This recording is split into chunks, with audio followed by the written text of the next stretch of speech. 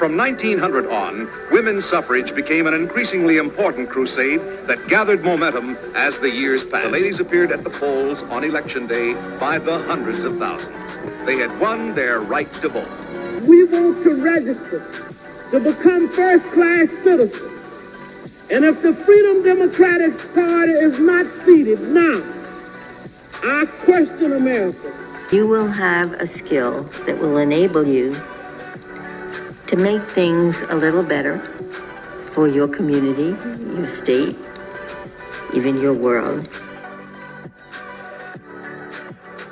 If you voted yesterday in the primary election, you were in the minority. Most people didn't. And now many are looking into why.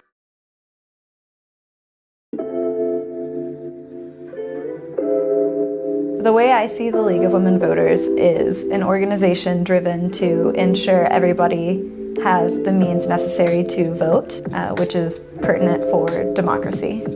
The League of Women Voters is a nationwide organization that is dedicated to ensuring that everyone who is entitled to vote can vote and is informed about the issues that they vote on and informed about the candidates. The League, we're a grassroots organization, right? We truly believe that our democracy is best served when local communities and people fight for their interests, right? The League of Women Voters has such a history, right? The organization's been around for over 100 years.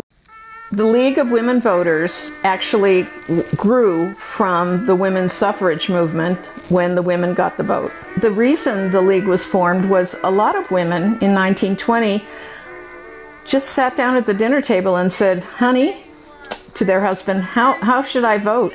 That really bothered the women, especially, who had fought so hard to get the women's vote.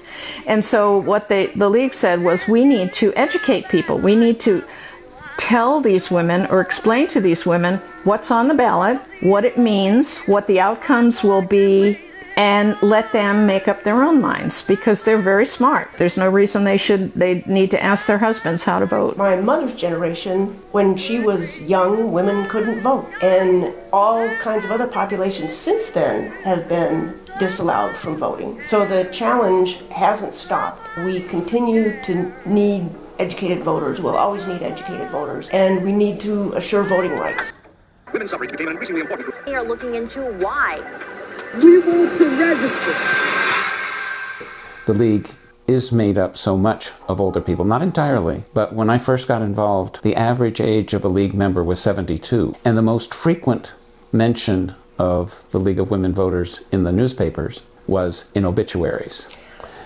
And this obviously is a problem. When I joined, I was relatively young, and I've been there ever since. I've been in the League for 30 years, which is hard to believe because I joined way after. I've got friends that have been in the League for 60 years, so I'm a youngster as far as they're concerned. Our group has gotten older. Because I've been involved for so long, I tend to say, oh yeah, we tried that, and that's not the point.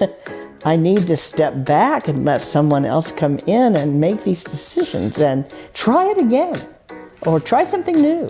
It's so important for young people and everybody to be involved in voting rights and different types of voting advocacy, such as the League of Women Voters. There's a lot at stake. Gun violence in our state is terrifying.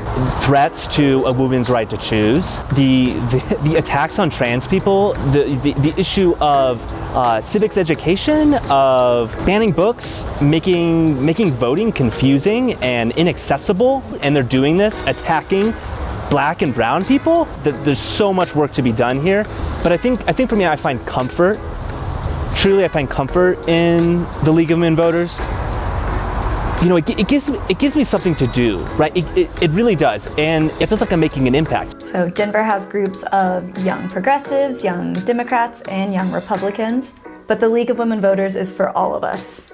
It does not matter the party you affiliate yourself with. It does not matter your stances on things.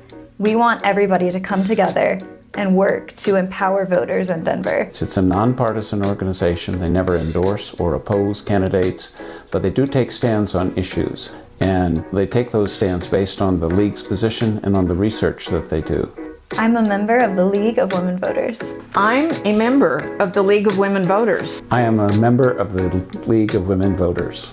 I am a member of the League of Women Voters. I'm a member of the League of Women Voters. I'm a proud member of the League of Women Voters. Voting is a way to demonstrate your hope for the future. So the voting rate this year in Denver was about 20%, and we need to make that better. The League, our members, are just a tremendously powerful force in the state. People may not realize how much influence they can have at a local level or state level, and how much it really matters. Having people who recognize the power that they can have is really important. We need young people to help young people. If we can get more young influence in the community, then maybe we can increase our voting percentages in Denver and change things for the better. I just hope that kids can feel empowered and informed and feel like they belong to something that contributes to society. The challenges in terms of voting rights and the ability to vote, those challenges are not going away. So we need young people to pick up the torch and continue to carry it.